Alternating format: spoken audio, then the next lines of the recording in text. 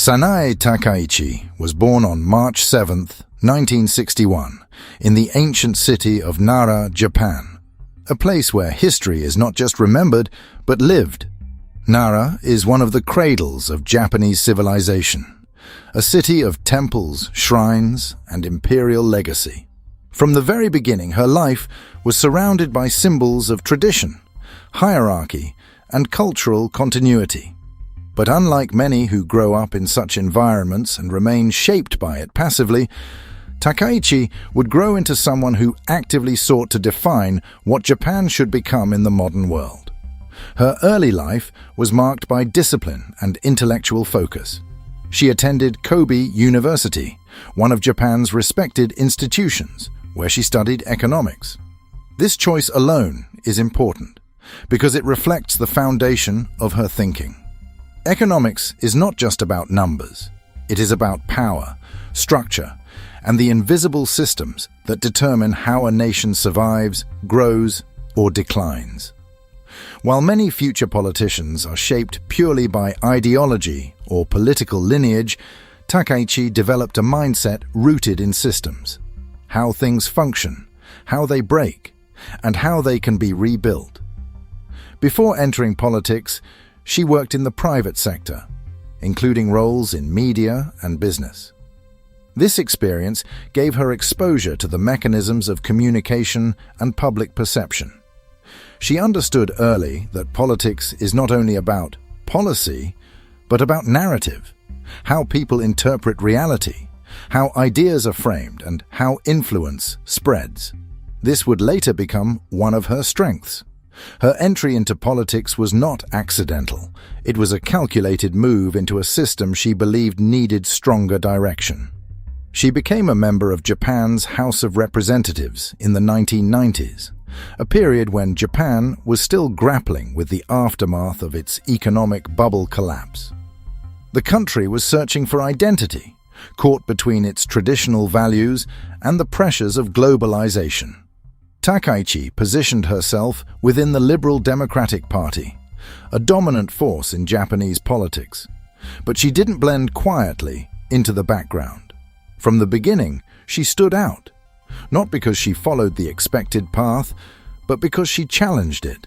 She became known for her strong conservative stance, something that in Japan's political landscape carries deep historical weight. Conservatism in Japan is not just about policy preferences.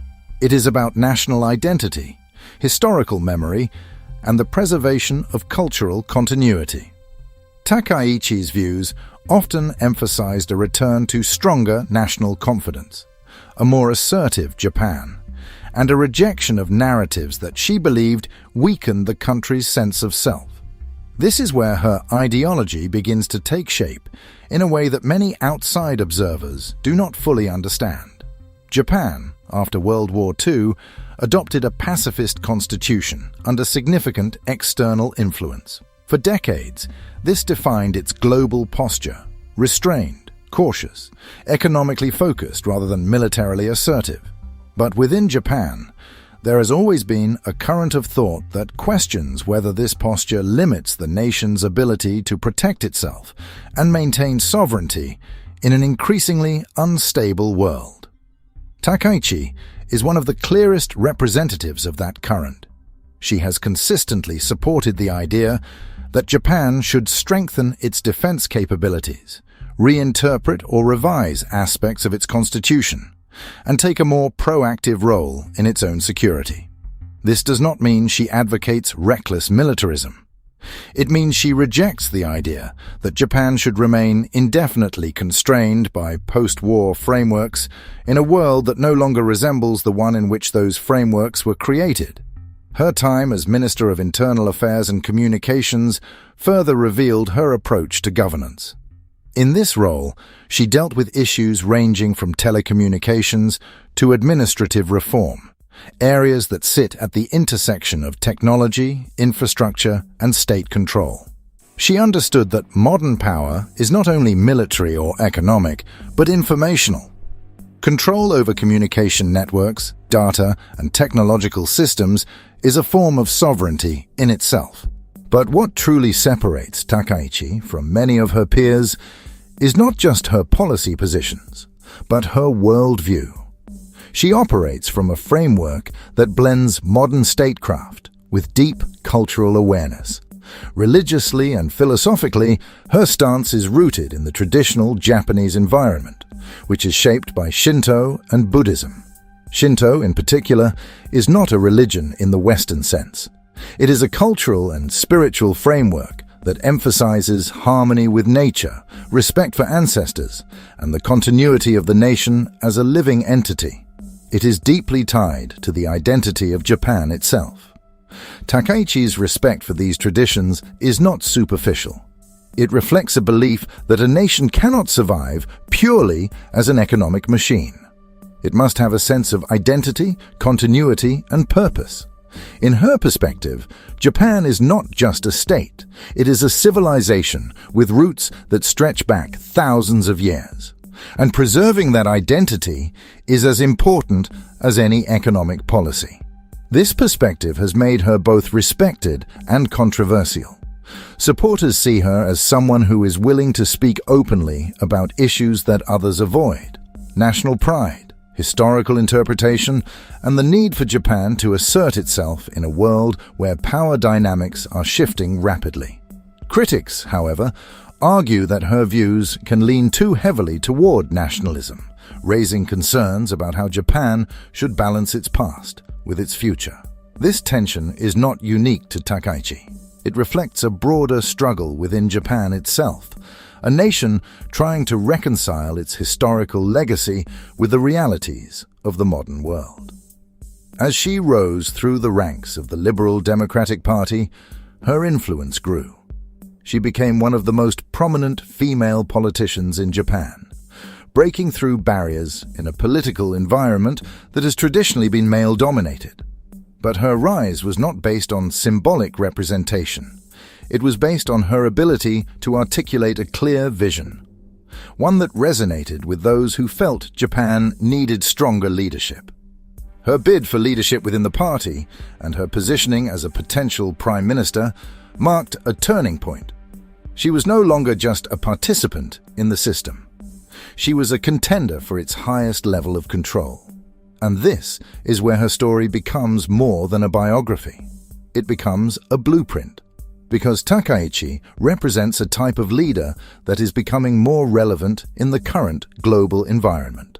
A leader who combines economic understanding with cultural identity.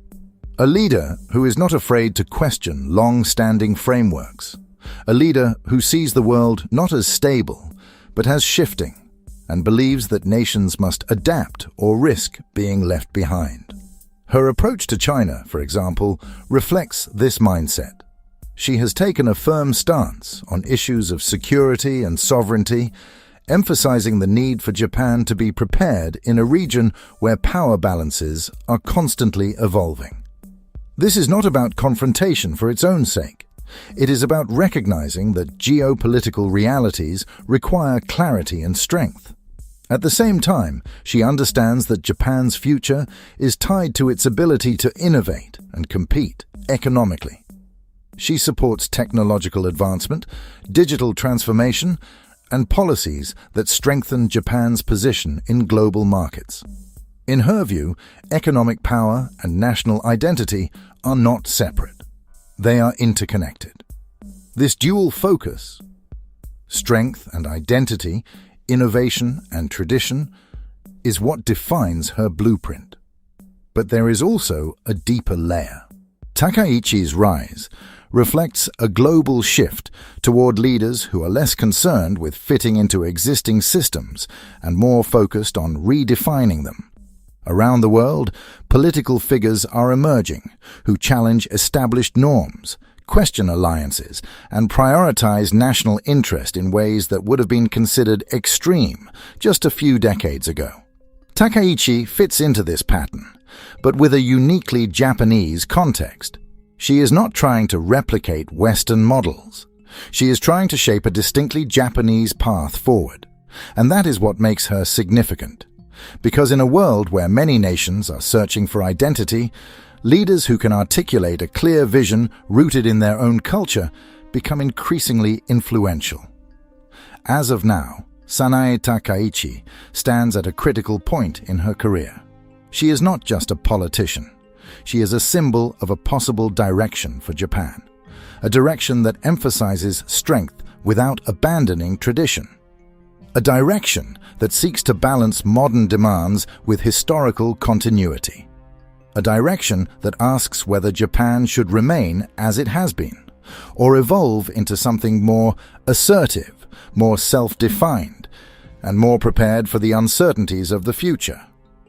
Her story is still unfolding. But one thing is already clear. Sanae Takaichi is not simply navigating the system, she is challenging it. And in doing so, she is forcing Japan and the world to confront a fundamental question. What does it mean for a nation to remain itself in a world that is constantly changing? That is the blueprint she represents. And whether one agrees with her or not, her presence ensures that this question will not be ignored.